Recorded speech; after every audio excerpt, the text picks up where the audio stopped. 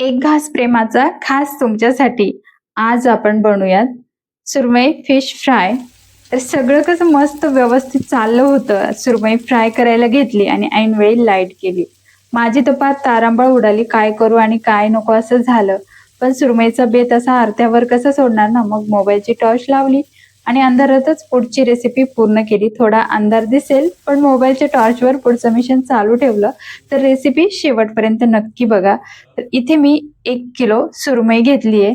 आता ही सुरमई आपल्याला स्वच्छ धुवून घ्यायची, एकदम स्वच्छ धुवायची. याचा उग्र वास खूप असतो, त्यामुळे इथे एकदम स्वच्छ धुवून घेते. आता सुरमई घेताना असे छोटे छोटे पीसेस करून आणायचे. जिथून आपण फिश आणतो ना त्याच्याकडून असे छान पीस करून आणायचे. आता सुरमई ते स्वच्छ धुवून घेतली आहे बघा, एकदम स्वच्छ झाली.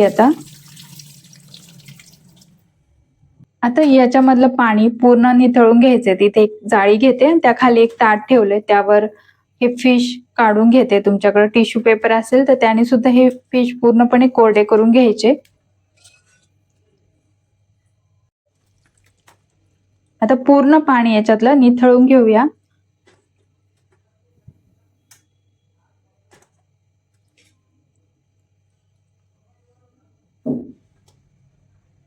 आता सुरमई स्वच्छ धुतल्यानंतर त्याला सगळ्यात आधी लिंबाचा रस, मीठ आणि हळद लावून घ्यायचंय.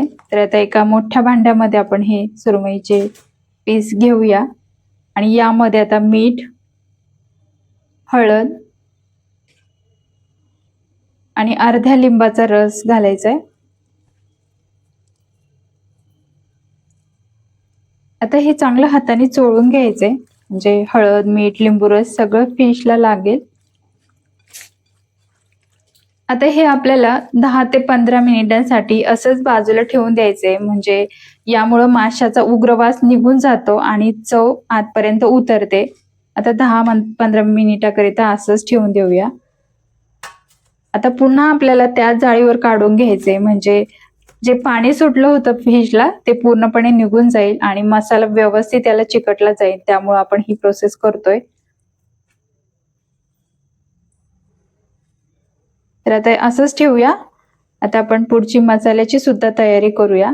तर बघा, अशा पद्धतीने याच्यातलं पाणी निघून चाललंय. आता एका प्लेटमध्ये आपल्याला मसाले काढून घ्यायचे. तर इथे मी 2 चमचे आलं लसणाची पेस्ट घेते. नंतर 2 चमचे इथे माझ्याकडं मालवणी मसाला होता. तुमच्याकडे नसेल तर तुम्ही कांदा लसूण मसाला वापरला तरी सुद्धा चालेल. 1.5 चमचा धने पावडर, पाव चमचा हळद आणि 1.5 चमचा लाल तिखट. आता तिखटाचं प्रमाण तुम्ही तुमच्या अंदाजाने ठेवायचंय. नंतर मीठ घालायचं, कारण आधी आपण माशांना मीठ चोळून ठेवलं, त्याच्यामुळे याच्यामध्ये प्रमाणात मीठ घालायचंय. नंतर 1 चमचा तेल घालायचे आणि इथे आता लिंबाचा रस घालायचा आहे. तर लिंबाचा रस अंदाजाने अर्धा चमचा घातला तरी सुद्धा चालेल, कारण आधी पण आपण फिशला लिंबाचा रस लावून ठेवलाय. त्यामुळं आता याच्यामध्ये पाणी घालायचंय. तर पाणी अगदी गरजेनुसार घालायचंय. फक्त मसाला हा ओला होईल, म्हणजे फिशला चांगला चिकटला जाईल इतपत इथे आपल्याला पाणी घालायचंय. आता अशा पद्धतीने इथे आपण मसाला तयार करून घेतलाय. आता जे फिश आपण हळद, मीठ, लिंबू लावून ठेवलं होतं तर ते घ्यायचंय. आता फिशला आपल्याला एक एक फिश घ्यायचंय आणि त्यावर असा मसाला चोळून घ्यायचाय, म्हणजे व्यवस्थित सगळीकडे लागला जातो. आता इथे मसाल्यांचं प्रमाण कमी जास्त सुद्धा करू शकता आणि हिरव्या वाटणातले सुद्धा हे सुरमई फिश खूप अप्रतिम लागतात. आपण पुढची रेसिपी नक्कीच हिरव्या वाटणातली बघू, ती सुद्धा अप्रतिम लागते. त्यामध्ये कढीपत्ता, कोथिंबीर, हिरवी मिरची, त्याचं वाटण इतकं भारी लागतं ना. तर पुढची रेसिपी आपण नक्कीच त्याची बघूया. तर आता इथे सगळा मसाला असा चोळून घ्यायचा आहे.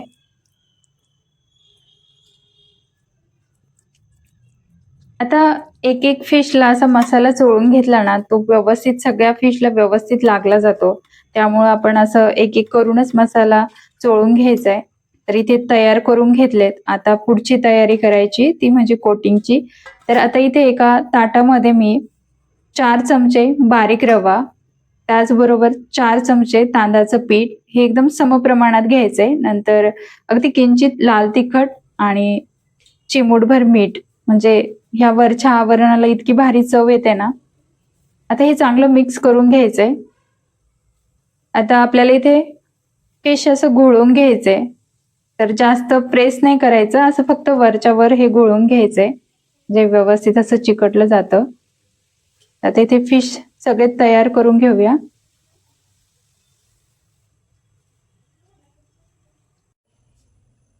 आता एका पसरट पॅन मध्ये आपल्याला तेल घालायचंय आणि इथे फिश आता आपल्याला फ्राय करून घ्यायचे. तर सुरमई नेहमी मध्यम आचेवरच फ्राय करायची, कारण गॅस बारीक ठेवला तर मासा पाणी सोडतो आणि मऊ पडतो, आणि जास्त मोठा ठेवला तर तो वरून जळतो आणि आतून कच्चाच राहतो. त्यामुळं मध्यम आचेवरच आपल्याला ही सुरमई इथे फ्राय करून घ्यायची आहे. आता ही सुरमई आपल्याला लगेच उलटून घ्यायची नाहीये, तर 5 मिनिटासाठी ही अशीच फ्राय होऊ द्यायची, नंतर आपल्याला उलटून घ्यायची. कारण काय होतं, लगेच जर आपण उलटायला गेलो तर हा फिश मोडला जातो. त्यामुळं असंच आपल्याला 5 मिनिटासाठी असंच ठेवायचंय. आता 5 मिनिट झाले. आता इथे उलटून घेऊया. कारण काय होतं, लगेच जर आपण उलटायला गेलो तर ते फिश मोडले जातात.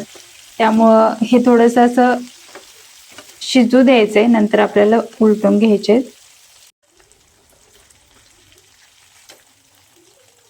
तर बघा, आता आता आपण पुढची स्टेप वापरणार आहोत, ती म्हणजे एक लोखंडी तवा घेतलाय. त्यावर आता हे फिश काढून घेतले. आता आपल्याला अजून कुरकुरीत हे फिश हवे असतील तर लोखंडी तव्यावर पुन्हा 5 मिनिटासाठी हे चांगले फ्राय करून घ्यायचे. एकदम भारी फिश होतात, आतून पण व्यवस्थित शिजले जातात. तर बघा, रंग सुद्धा किती छान आलाय आणि एकदम असे कडक झालेत, आतमधून सुद्धा व्यवस्थित शिजलेत. तर आता इथे आपण एका ताटामध्ये काढून घेऊया. अजिबात तेल धरलं नाही ह्या फिशने, पण ही टिप सुद्धा फॉलो करा, खूप भारी फिश तयार होतात. तर बघा, इथे आपली सुरमई फिश फ्राय तयार झाली आहे. आता वरून थोडीशी कोथिंबीर घालायची. आता ही फिश तुम्ही अशी सुद्धा खाऊ शकता किंवा हिरव्या चटणी सोबत सुद्धा खाऊ शकता, अप्रतिम लागतात. तर इथे मी साध्या सोप्या पद्धतीने ही सुरमई फिश फ्राय केली. तर बनवत असताना अचानक लाईट गेली आणि माझी खूप धांदल उडाली, कारण बाहेर एवढा पाऊस चालू आहे आणि असं लाईट जाणं तर सारखं होतंय. तरी मी मोबाईलच्या टॉर्चच्या मदतीने हा व्हिडिओ पूर्ण केला आहे. तुम्हाला माझी ही धडपड आणि रेसिपी कशी वाटली नक्की सांगा, आणि व्हिडिओ आवडला असेल तर लाईक शेअर करायला विसरू नका, आणि अशाच नवनवीन रेसिपीजसाठी आपल्या चॅनलला नक्की सबस्क्राईब करा. पुन्हा भेटूया अशाच एका नवीन रेसिपी सोबत. तोपर्यंत बाय बाय.